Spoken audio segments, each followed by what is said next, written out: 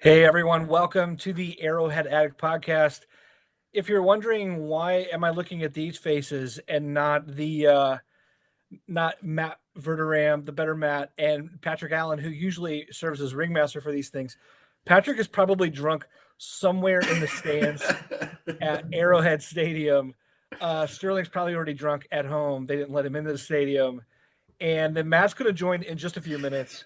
I'm here with my best friends forever. We traded heart lockets a long time ago in third grade.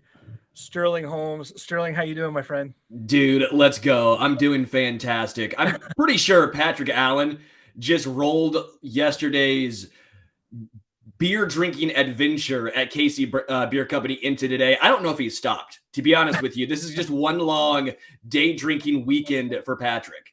You know what they say? They say when you go German Pilsner, you don't stop, whatever that is. Anyway, so I'm only here for 15 minutes. You'll probably be glad about that. But we're here to kick off the pregame. We're sponsored by KC Beer. We'll be talking about them in just a little bit. Want to give you all a heads up. First of all, if you're joining in, we're thrilled to have you. We love our listeners. We love our viewers. It just feels like one big family. So glad to see you guys here. I'm sure we're all thrilled and very excited to watch some Chiefs football tonight. Big game. This is the game of the week. This feels like the game of the season. Just this like fever pitch for Chiefs football. I'm going to be here with Sterling for the next 10 to 15 minutes. Matt Verderame is going to tag in like we're part of the Hart Foundation or something from the 80s wrestling. And I'm going to tag out to do some writing for Arrowhead Addict. Matt Verderame and Sterling are going to carry the game pregame. They're going to be here halftime, and they're going to be here postgame. I'll try to pop in when I can. I don't think Patrick's going to be here because, again, he's in the stands. If we lose tonight, it's on him. If we win tonight, he'll probably take credit. Either way, we'll give it. But, Sterling, let's lead out here just kind of with your general feeling. I mean, you're smiling. You seem confident. Like, is that vibe right? Yes, and this feels like the Super Bowl. I've never felt a divisional round feel like a Super Bowl before. Yeah. It's crazy. I mean, with Green Bay going down last night in an upset, we saw Cincinnati take care of the Titans, which was a technicality as an upset, but almost all of us picked the Bengals. We're seeing the Rams demolish the Bucks, sorry, although they're letting them get back in the game with costly mistakes.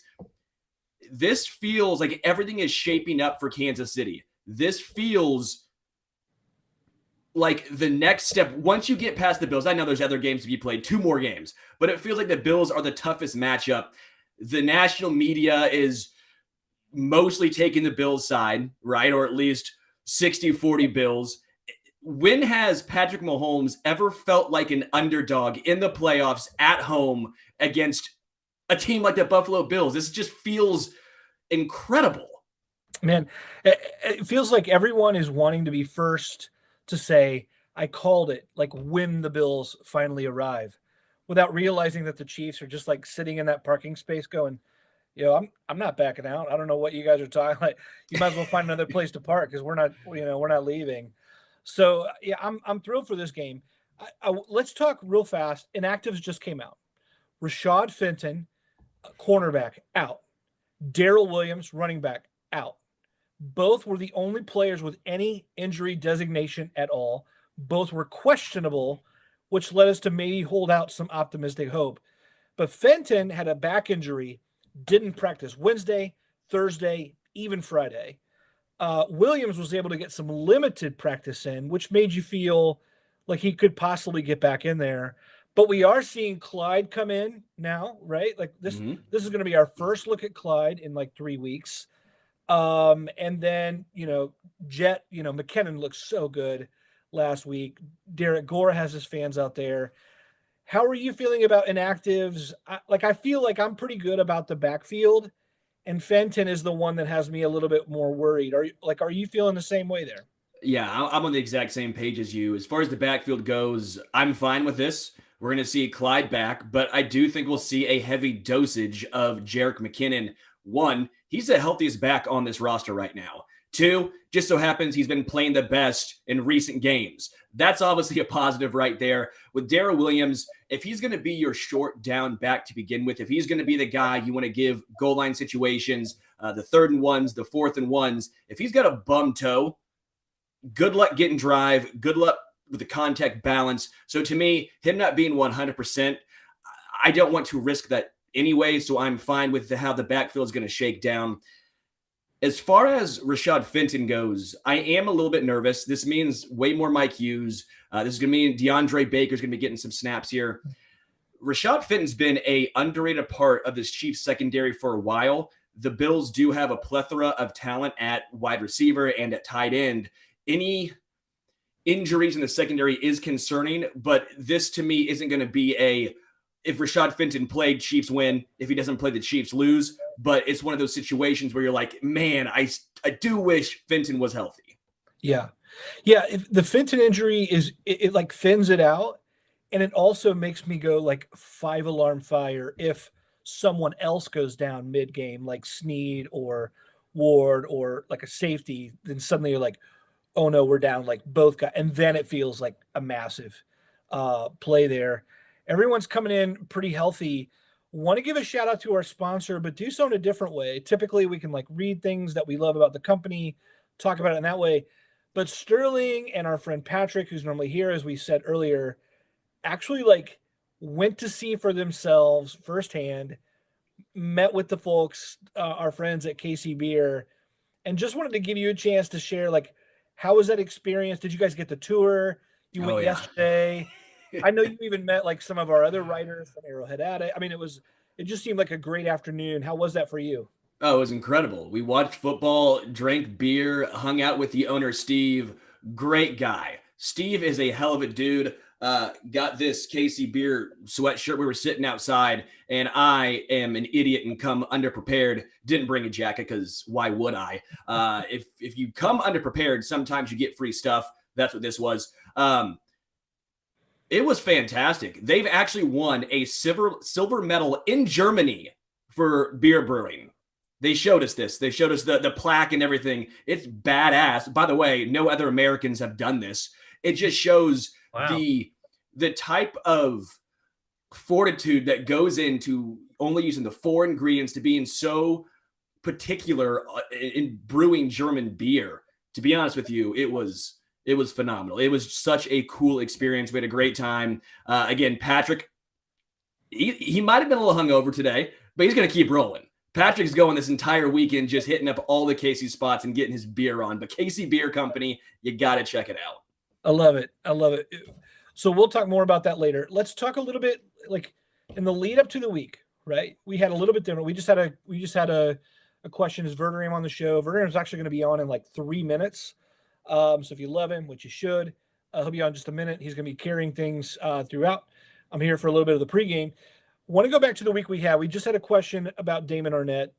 This was a weird week. This wasn't the typical like all focus on the upcoming game and practice reports. Suddenly there was this arrest of Willie Gay Jr. Then on the same day, news breaks on the transaction wire that the Chiefs signed Damon Arnett, former first-round pick of the Raiders. It was only a practice squad signing, so like no one's going to see Arnett today. And we will see Willie Gay, which that was in question.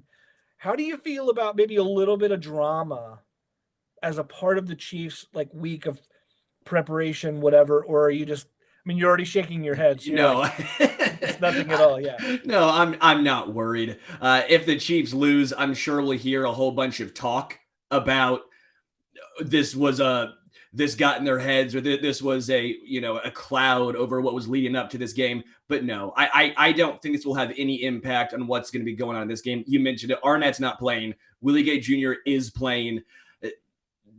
This is fantastic, having two teams who are nearly completely healthy, right?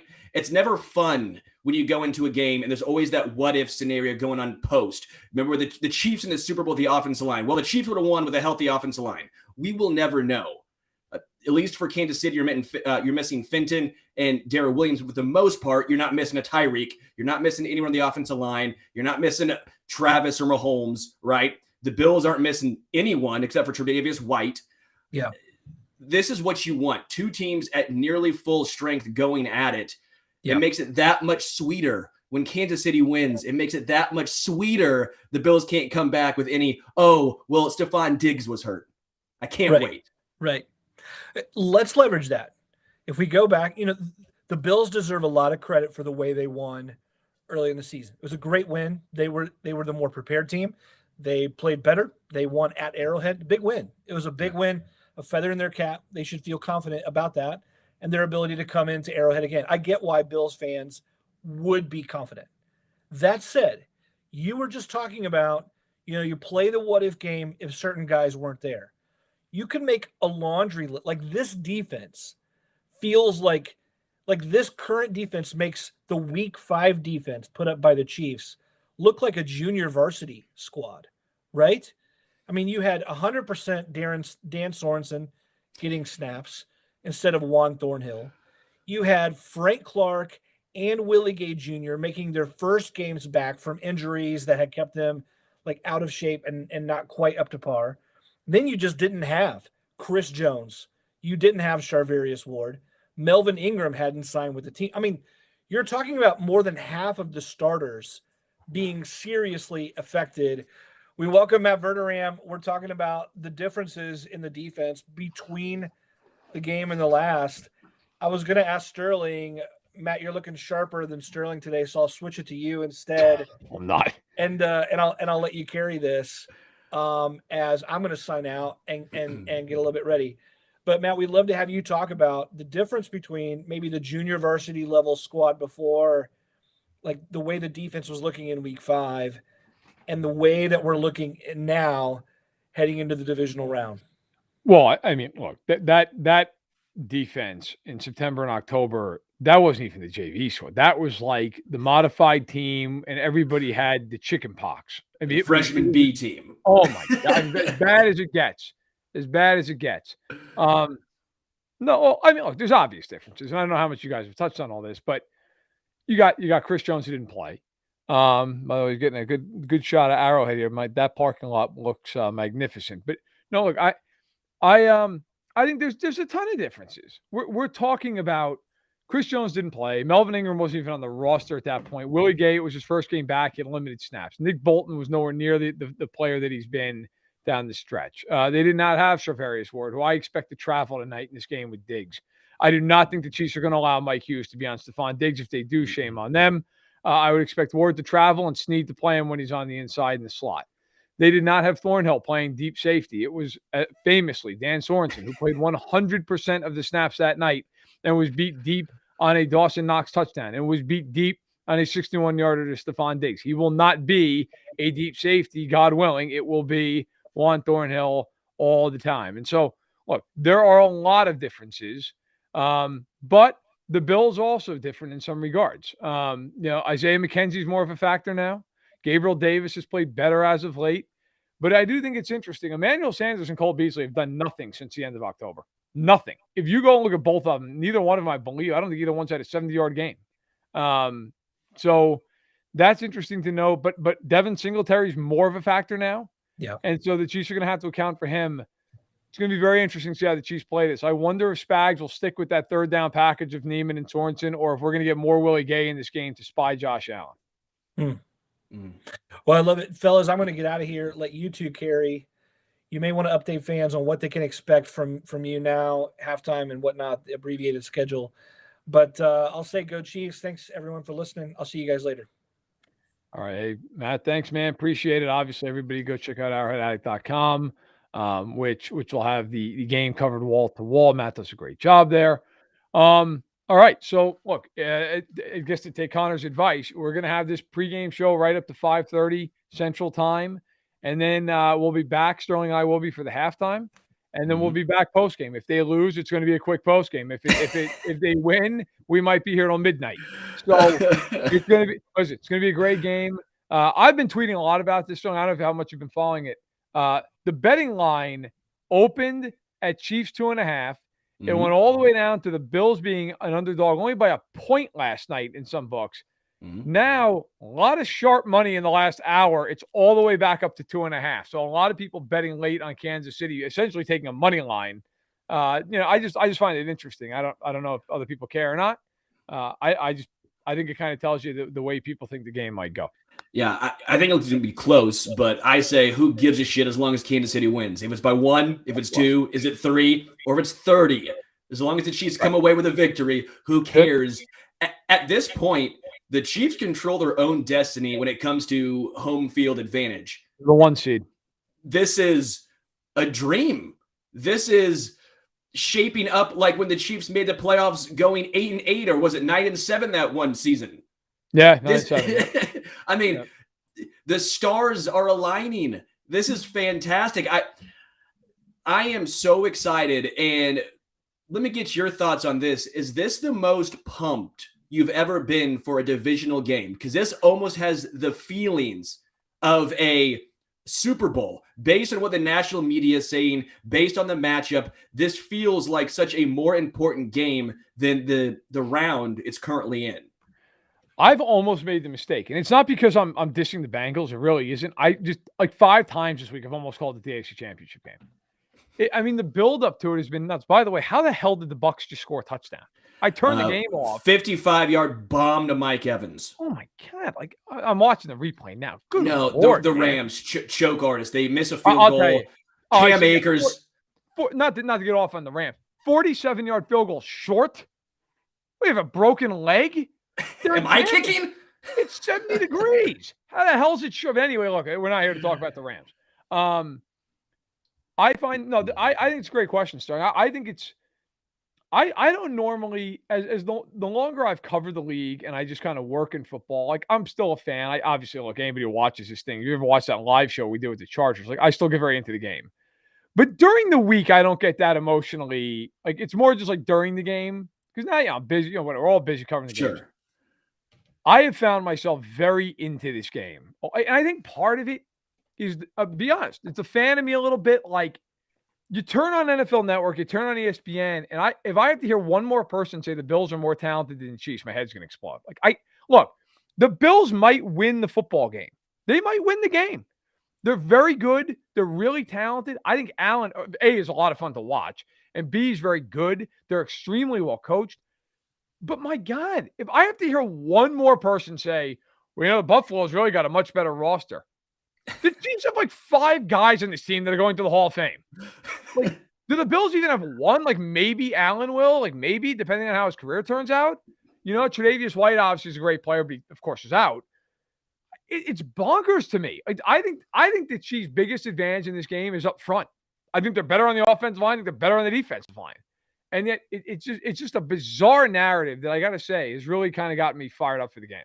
Yeah, it's pissed me off. I don't understand this. Which team has gone to 3 straight AFC Championship games? Which team has been to back-to-back Super Bowls? Which team has the better quarterback? Which team, like you said, has the better lines? Only thing, I mean, and no Tre'Davious White, the only thing you could basically say the Bills have better is safety. I'll give him Poyer and Hyde as a combo. And at linebacker, you could make the case it's a coin flip, right? Yep. But, like, if we're saying this, all other positions, I like McDermott. Is he better than Andy Reid? No. Is Tyler Bass better than Harrison Butker? No. I mean, I just don't understand the mental gymnastics of trying to always pit a team against whoever is the current best team. It's the same thing. It was Lamar Jackson. It was Justin Herbert. Oh, it my was God. Joe The Rams just fumbled the ball. The Rams Cam Akers again? The ball. Yes. Bucs ball at the 30 with 2:25 to go. Is there a rule where the NFL has to make Tom Brady win in the playoffs? Is there some sort of... It's funny. I thought about this earlier, and I almost tweeted this out, and I got busy with something else. If the Bucs win this game, I don't want to hear one person calling this a Brady comeback. Brady has been atrocious this entire game. The Rams are just, what the hell? I don't know. Excuse my language on this podcast. They are pissing down their leg. I mean, this is one of the most insane, just complete falling apart by a good team I've ever seen. And you would think, like, if you had said to me, hey, man, how do you think if the Rams are going to blow this, how do they blow it? You're immediately like, oh, Stafford throws like 4 picks, right? No, You're fumbling the ball nonstop. Like, It's unbelievable. How do you lose? How could you possibly lose this football game? Well, Verderame, when you have a guy with 23 carries up to this point, 23 carries for 45 yards and a fumble, you got to keep feeding them. I mean, why wouldn't you keep feeding them? So all you have to do is put your hands on the ball. Like, what are you doing? Oh, it's incredible. Fucking do a wide receiver little run thing with Cooper Kupp. What the hell? Oh, he fumbled too. Never mind. I don't even care. Like, I really don't care that they're running it. I don't blame them for that. But holy hell, man, put two hands on it. Not with Cam Akers. I mean, what are you? Does he bode confidence? I'll tell you right now, man. And we'll get back to KC or Buffalo, but I mean, you obviously got to be following this thing. If I'm the Bucks and I score, I'm absolutely just kicking extra point here because I'm gonna get you go ahead and play us heads up the rest of the way and see how things play out. Like, but all right, so let's get back. What do you think, man? We've touched on the defense. Offensively, what do you see as the keys for the Chiefs in this game to win the game, other than the obvious, like, avoid turnovers, stuff like that? I would say don't. It's kind of that point, but I think it's the most obvious is don't get too aggressive, right? Because I do think Micah Hyde and Jordan Poyer, those are their two best players defensively, right? Definitely. Don't let them make plays. If you have to throw 8 wide receiver screen passes to McCole Hardman for 100 yards like you did against the Broncos, do it. If you have to take 4 or 5 yards on the ground at a time, go ahead and do it. There's no reason, as we just saw Aaron Rodgers try and do last night, he got hooked on Devontae Adams and did not look for anyone else. He kept saying, I'm going to go deep to Devontae on this streak. I'm not going to look over the middle, over this in route, and you can't do that. I don't think Mahomes will. Mahomes over the past few weeks has been so spread out with who he's gone to. He's even thrown a fucking pass to Nick Allegretti, a pick six. I mean, I don't think Mahomes will have that issue, but that is something I want to reiterate. As long as he takes what is given to him and doesn't force and only key in on Kelsey and Hill, I like what the Chiefs will do offensively.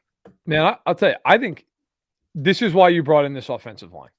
This is now the time of the year. This is why you did this. If Mahomes has time to throw, I think they're going to win this game.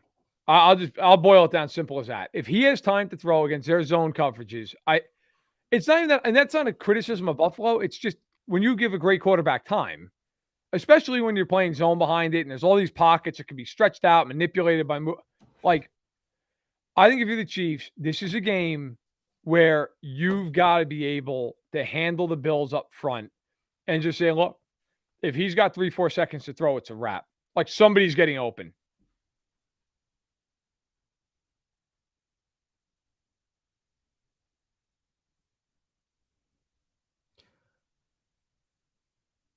Did Verderame freeze for anyone else? Because he froze for me. Verderame, we're going to need you to reload, but I'm with you. The offensive line, you gave so much draft capital. You spent and sunk so much money into it. Now is time to show it off. It may not be sexy, but run the football. And what's crazy, I'm one of the most analytical driven guys out here, but you have to run the football in a game like this. Take what is given to you.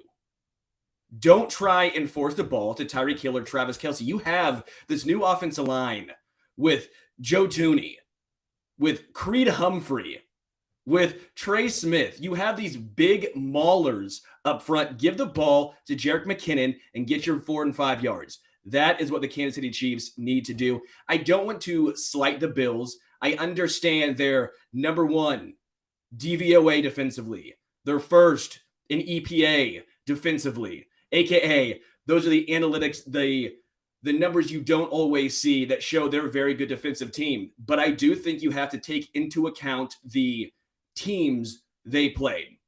You play Miami twice. You play Jacksonville. They lose to Jacksonville. They had the 30th ranked strength of schedule. Verderame, the guys and I, we went through the list of quarterbacks that the Bills have faced this season. Outside of Mahomes and Herbert, they haven't faced the type of competition week in and week out that Kansas City has faced. I saw on the Arrowhead Addict chat right here, Patrick is here with us in spirit. Dude is here with us in spirit. Dude is probably showing Bills fans how to jump through tables. The amount of KC beer that guy has probably had is astronomical. I do want to give a shout out to Floyd Atkins joining us, new member on the Discord. Verderame should be back shortly. Verderame's connection dropped. Don't know what happened to dude, but dude is out right now. He froze. Going to get back up here shortly. Defensively, what I think Kansas City has to do is contain Josh Allen. Josh Allen's legs, to me, give the Bills the biggest chance of victory. I think the Chiefs secondary can do enough. I think the front four of Kansas City, I think we're going to see playoff Frank Clark. I think Frank Clark is going to show up and show out in this game. He always has this next level come playoff time. Melvin Ingram, again, wasn't here week 5. Chris Jones wasn't here week 5. I think they show up. I think they can get pressure, but again, you're going to have to contain, whether that's Willie Gay Jr. being the spy, and I've talked about this actually. Do you use Willie Gay Jr. as the spy? The only issue is that takes him out of a Singletary out of the backfield. Using Willie Gay Jr. as a spy takes him away from some of the short routes that Dawson Knox is going to run. By using Willie Gay Jr. as a spy, you're almost saying you might have to use Dan Sorensen deep. You might have to use Dan Sorensen against Dawson Knox. It's going to be a trade-off. That's going to be one of the most interesting games to watch, is what does Spags do with Dan Sorensen and Willie Gay Jr.? Nick Bolton, he's going to have a big game. Nick Bolton is going to have to step up. For me, if he gets downhill quick and can light up Singletary and stop that run game, force Josh Allen to throw, let Spags try and get in Josh Allen's head, that could be the key to victory. We saw it just, 2 seasons ago? Josh Allen looked like he dropped shrooms, took acid, and then took the football field. I know what he did last week against the Patriots. I know what he did. It was incredible. 7 possessions, 7 touchdowns. But I have to believe there's somewhere in there from the dropping shrooms and playing Josh Allen and the 7 for 7 Josh Allen we saw against the Patriots. There has to be an in-between. And can Spags go in and try to disrupt and bring that out? I'm seeing some questions right now on the chat. Is Gay playing tonight? Yes. Willie Gay Jr. is playing tonight. Andy Reid came out the day after everything went down and said he is playing. I'm not giving an explanation why he's playing. I don't have to do that, but Willie Gay Jr. is playing. So yes, Willie Gay Jr. is playing. Is CEH starting? We don't know for sure yet. To be honest with you, I'm not going to lie to you and say I know Clyde starting or I know Jet starting. If it was me, I'm rolling with McKinnon. I'm rolling with the hot hand. I've said it so many times. It's a sunk cost. Who cares that Clyde was a first-round draft pick? Who cares? Go with the hot hand. If Jerick McKinnon comes out and has 4 carries for 25 yards on the first drive, roll with him. Hell, if Clyde starts off with 4 carries for 25 yards on the first drive, roll with him. I don't care who gets it done. At the end of the day, it doesn't matter who was getting the carries, who's getting the majority of the snaps out of the backfield. It comes down to who was going to step up and produce. This is the time. Damian Williams was not some heralded running back. It wasn't Derrick Henry. It wasn't Alvin Kamara. It wasn't Christian McCaffrey. It was Damian Williams. It doesn't matter the name. It doesn't matter even what you have done in the regular season. It matters what can you do when the light shines the brightest come playoff time. Damian did that. Jerick McKinnon did it last week. And if it was me, again, I would start Jerick McKinnon. Clyde Edwards-Helaire is coming off that shoulder injury, the clavicle. It was bruised. It wasn't broken. But I couldn't imagine that'd be a situation where he's going to want to initiate a ton of contact. It'll be interesting to see if he shies away, if he doesn't put that shoulder down, if he doesn't initiate contact, especially in goal line situations. If that's the case, then I would like to see more Jerick McKinnon, because McKinnon shown an affinity for trying to play bully ball. He's not a big dude, but McKinnon lowered his shoulder multiple times when we've seen him. I saw, looks like Tampa Bay just scored. They're going for 2. Keep me updated here. 42 seconds left. Timeout. Keep me updated, guys. In the chat, if Tom Brady pulls this out of his ass, no, they went for the extra point, 27-27. 42 seconds left. Rams will have the ball. My God. The Rams had an ultimate pants shitting display this evening. How the hell can they do that? How the hell are you up 27-13 and do that?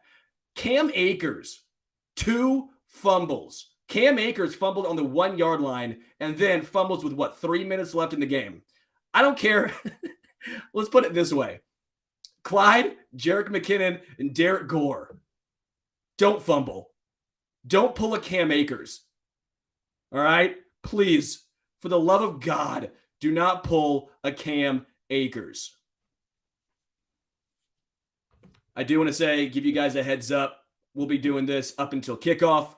Verderame, myself, as long as Verderame comes back. No update yet on what Verderame's happening with his pregame stuff. His computer went out, it froze, but me and Verderame should be back at halftime. Me and Verderame will be doing the post-game show. Patrick Allen right now is live at Arrowhead. Patrick Allen right now is live, crushing KC Beers, getting after it. I'm really hoping we get a video of him going to a Bills tailgate and breaking one of their tables. All right, guys.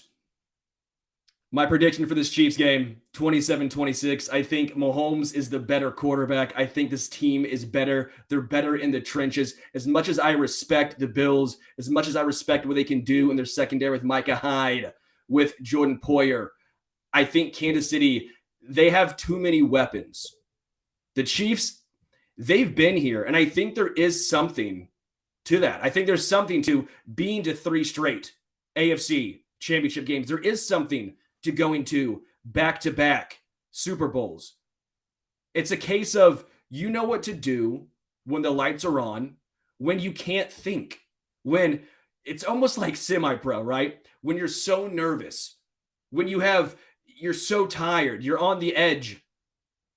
What are you going to go to? I trust Mahomes. If Josh Allen was in a close game, what is he going to do? Is Josh Allen going to throw a pick? Is Josh Allen going to run for the first down? Is he going to make a good throw to Stephon Diggs? I don't know. I know with Mahomes, I trust him to make the right decision when the game is on the line. I'm going with Kansas City 27-26. Verderame is back. What happened? My internet went out. Bad time. You just hate me or something? Bad time. Oh, I'll tell you what, though. My TV has continued to work, and the Rams. Wow. No, hey, man, listen. So I hear you making the pick. You got the Chiefs by 1, huh? Yeah, 27-26. 30-24.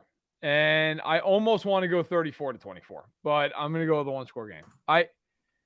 Go with your gut. Come on, show some stones.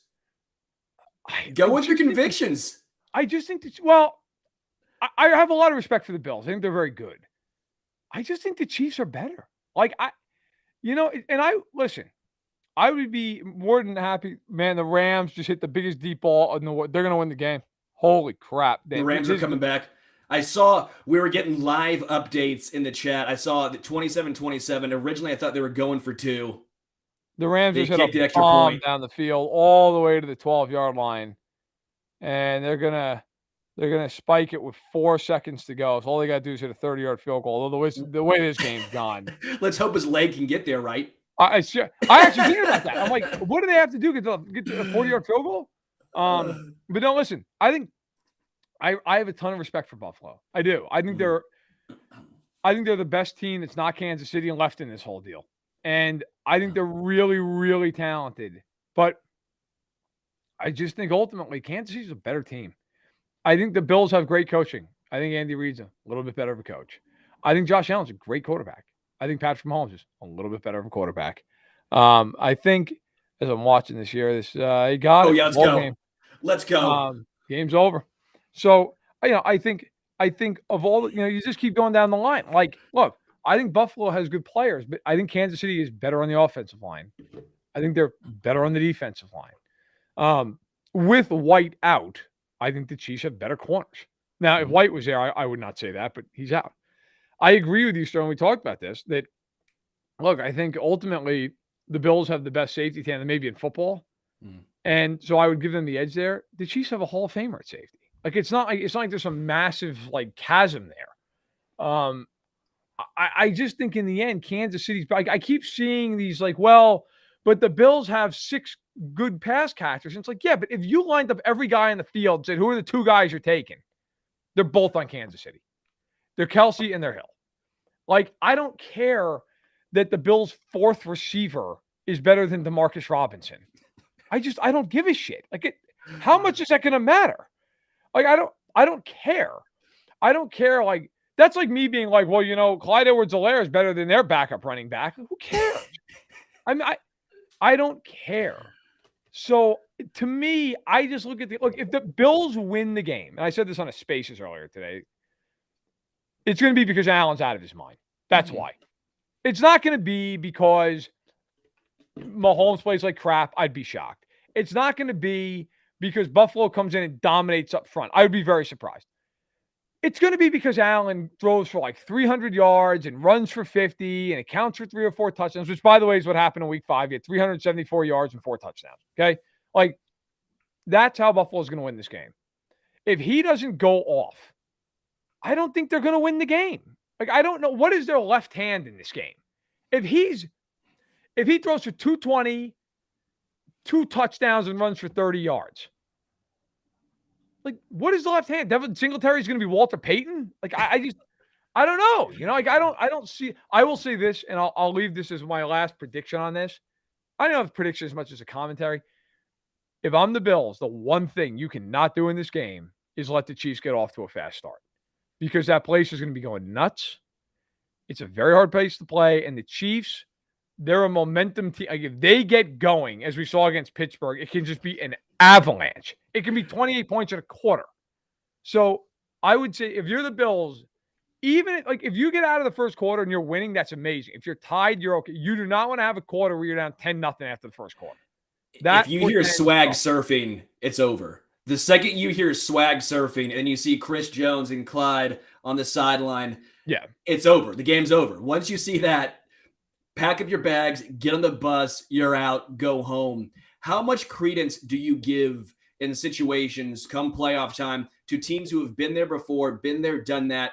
Because for me, that's maybe the biggest separator is I know what Mahomes is going to do, game on the line. I trust him to make the right play and find the right guy. Right. Josh Allen, do I trust that in the playoffs? I know what he just did against the Patriots. It was incredible. He didn't need to do anything come crunch time. But we saw what he's done in the past where, like I said, looks like he took drugs, went out there, and was going the wrong way. Like, right. Do you have any credence? Do you lend anything to that? Or is that more of a one-time scenario? I think it matters in this regard. If the Chiefs are down in the game, they won't panic.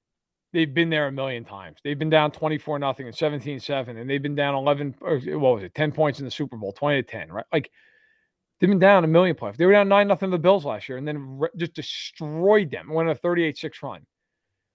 Where the Bills have never, with Allen, they've never significantly trailed in a playoff game and had to come back and win. So I do think it matters in that regard. If the Chiefs get up on them, do the Bills press a little bit? Do they get a little tight? Does Allen start throwing some balls he normally wouldn't throw? Whereas I don't worry about that with Kansas City. Like, if Kansas City gets down a touchdown, they're not going to panic. It's not. Now they may lose, may just go that way, but I don't worry about them panicking. I don't worry about them just starting to force. Like, they've been in bigger games than this 10 times over. So I think it matters in that regard. I think it matters if you're the Chiefs, you know you can win this game. You know you've beaten them before in a big spot. You've handled it. It's CBS right now. They're making their picks as the guys are coming out onto the field. But I think if you're the Chiefs, like, you've been down this road, you're all right. Whereas if Buffalo, if they get down 10-0, like, they might be okay. They might be fine, or they might press a little bit. And that's where I find it interesting. Before we go, I do want to say the Chiefs typically start off fast and strong in the regular season. Andy Reid's first 15 plays, they're scripted, Right. almost always work. Come playoff time, though, we've seen a little bit of, conservativeness, some timid play calls. If that's the way you want to call it, but they've not started off as quick in the playoffs as in the regular season, at least in the past. Is there a reason for that? Does that switch tonight? What's your thoughts? I don't know. By the way, 3 of these 4 people picked the Bills. It's Nate Burleson, the only one on the side of the Chiefs Kingdom here, 42-38, which I do not think there's going to be that many points this game. I don't know. I don't know that there's a reason. I mean, against Houston years ago, it's because they dropped a bunch of balls and they had a punt block. Against the Titans, they took a bunch of penalties. Against the Niners, they actually started out okay, and then they went into a lull in the middle quarters. I don't know. I don't have a great reasoning. I will say this though. I think they're the better team. And if they play a solid 60 minutes, I think they will advance. I do. But I'll also leave it on this. If they lose this game, if Buffalo comes in and they win the game, which they're very capable of doing, I think in the end, like, you do have to understand that, hey, look, it's not your year every year. It doesn't mean they have to blow everything up. Like, if they were to lose this game, it doesn't mean you have to all of a sudden have this cataclysmic reaction. Like, well, that's it then. Everybody bring the same team back and add a few pieces. But that being said, and here they come, this is a really good football team. And I think they're going to win tonight. I do. I think they'll win the game. We're going to find out as we are wrapping up the pregame show right here and now. For Sterling Holmes, I am Matt Verderame. Sterling and I will be back for halftime. And then we'll be back for a postmortem or a really, really big fucking party after the game. So we will see. Bills, Chiefs up next. Whoever wins hosts the AFC Championship game.